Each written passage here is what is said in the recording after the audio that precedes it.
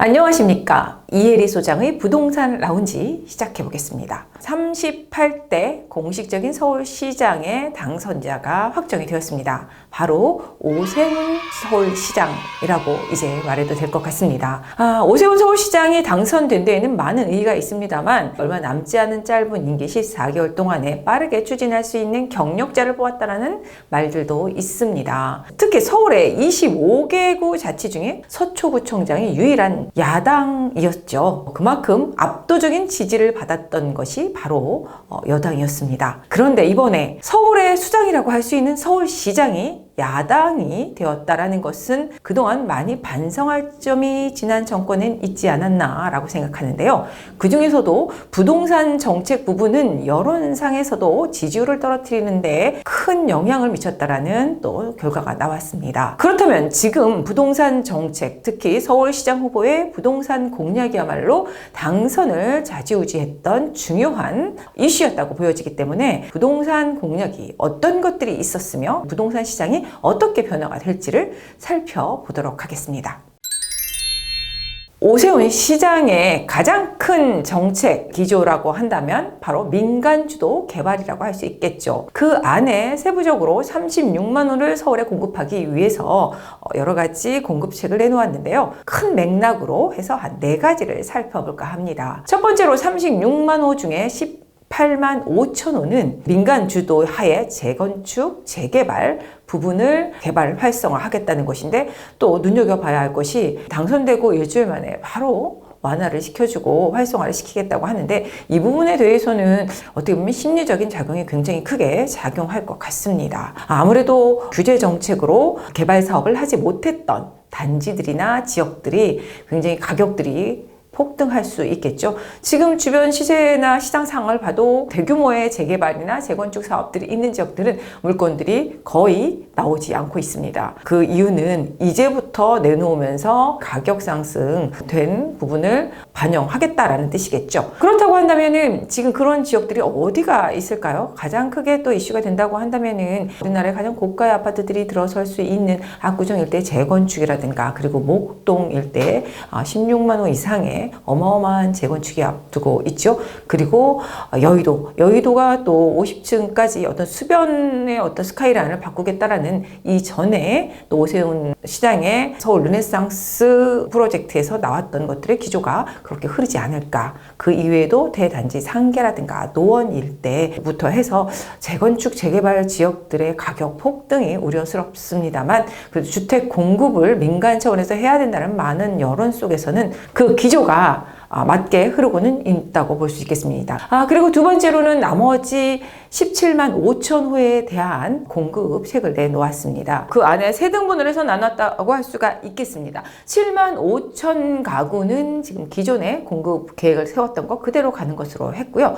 그 다음에 상생주택과 그리고 모아주택이 있습니다. 그래서 상생주택이 7만 가구, 모아주택이 3만 가구 해서 총 다 도합 36만 가구를 공급하겠다라는 구체적인 어떤 공급책을 내놓았습니다. 전체적인 기조를 본다면은 이것은 다 민간 주도 하에 공급이라는 부분에 있어서는 빠르게 진행될 수 있다. 그래서 이번에 아마 오세훈 시장이 그 공약 때 얘기했던 것이 바로 스피드 주택 공급이라는 키워드를 굉장히 많이 썼습니다. 스피드 주택 공급은 민간 개발을 할 때 자연스럽게 빠르게 나올 수 있다라는 기조와 맞물린다고 할 수 있겠습니다. 그렇다면은 지금 지역적으로 했을 때 균형 발전에 대한 부분을 또 크게 한번 우리가 볼 수가 있겠습니다. 이렇게 수요 억제 정책을 또 우리가 펴면서 양극화는 더욱더 심해졌다고 할 수 있겠습니다. 노후화된 주택들이 대부분 또 강북권에 많이 있고 강남권은 어느 정도는 노후화가 됐다고 해도 주변의 인프라와 갖춰진 것들 때문에 그렇게 가격에 대한 어떤 상승 여력이 적지는 않았습니다만 강북권은 또 그렇지가 않았죠. 3대 도심이 있었습니다.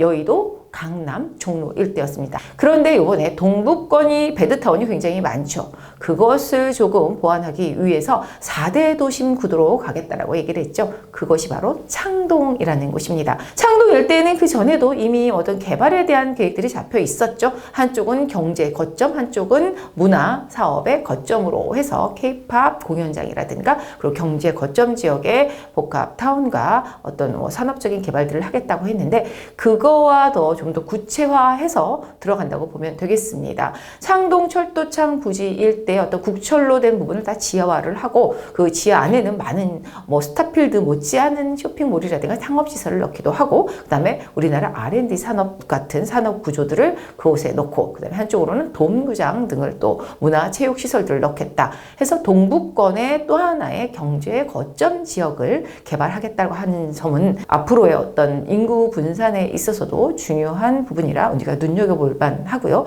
그 일대의 또 집가 상승 어쩔 수 없는 부작용으로 일어나겠죠. 단기적으로는 가격 상승이 있을 거에 대해서는 감안을 해야 되고 누구나 다 알고 있는 사실이라 개발지에 대해서만 좀 더 살펴보도록 하겠습니다. 네 번째는 마지막으로 한강변의 아파트의 층고 제한을 완화하겠다, 다 풀어주겠다는 얘기죠. 50층까지.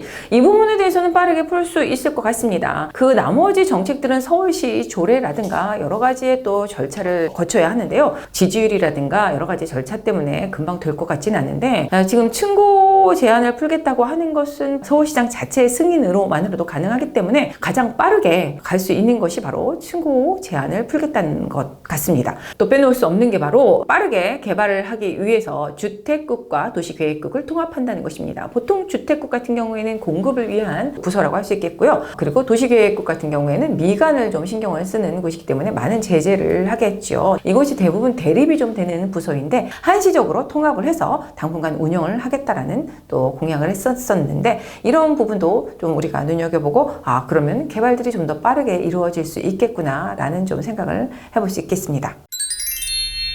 그간의 33기, 34기 동안에 오세훈 시장이 서울에 어떤 개발들을 했는지 잠깐 실적을 살펴보면서 앞으로 지속될 것들이 있는지에 대해서 힌트를 찾아보겠습니다. 강북과 강남의 어떤 균형 발전을 위해서 강북 일대에 개발 사업들을 좀 했었습니다. 특히 가장 큰 것들이 있다면은 동대문 일대에 동대문 디자인 플라자에 관계된 거죠. 동대문 운동장을 철거하고 동대문 시장 일대를 정비를 했다라는 것이죠. 세계적인 국제 시장으로서의 발돋움을 할 수 있는 기틀을 마련했다라고 볼 수 있겠습니다. 그 안에서도 특히 우리가 한강 주변 라인을 정리하고 싶었다라는 게 큰 이슈인데, 이 부분은 다 완성되지 않았기 때문에 이 부분을 눈여겨볼 필요가 있습니다.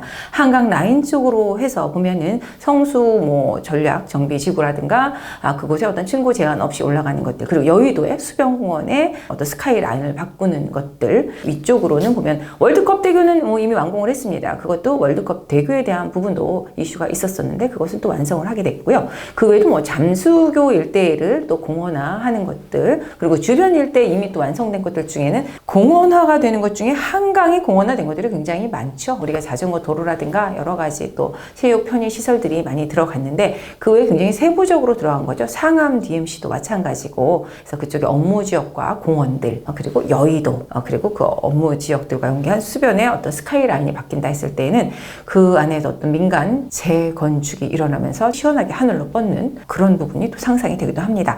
그 안에 또 용산을 빠뜨릴 수가 없습니다. 복지 업무지구에 대한 부분도 다시 한번 짚어볼 필요가 있겠고요. 그리고 한강과 연결한 탄천과 연결해서 해상공원을 또 터미널하고도 연계해서 한다라는 것. 특히 부동산 정책이라고 할 수는 없겠습니다만 저는 그 재산세에 대한 부분이 참 인상적이었습니다. 우리가 지자체별로 그 지역에서 나오는 재산세를 자치별로 쓰다 보니 빈익빈 부익부에 대한 것들이 더욱 커졌죠. 아무래도 재산세가 많이 거치는 강남 지역은 더욱더 자원이 풍부했다라는 것인데, 요것을 좀 공동으로 조금 사용할 수 있게 분배를 했다라는 부분은 앞으로 계속 해보면 좋겠다라는 생각이 들기도 합니다. 여기까지 오세훈 서울시장이 당선되면서 이후에 부동산 시장은 어떻게 변모가 되고 어떤 흐름으로 갈지에 대해서 간략하게 말씀드렸습니다.